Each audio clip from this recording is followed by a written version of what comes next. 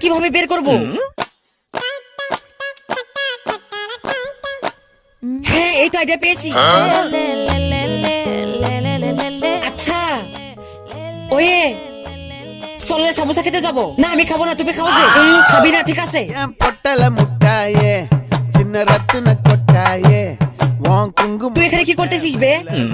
এবার বলে তো খেয়ে ফেলবে।